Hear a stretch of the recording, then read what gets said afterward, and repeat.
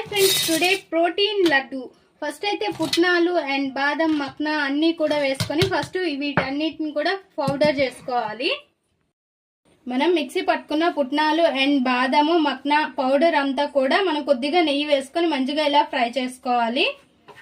బెల్లం మనం ముందుగా కరగబెట్టేసుకునేది ఇలా వేసేసుకోవాలి. లైట్ తీగ పాకం వస్తే సరిపోతుంది. ఇదంతా కూడా బెల్లం పాకం ఇందులో వేసుకొని బాగా మిక్స్ చేసేసుకోవాలి.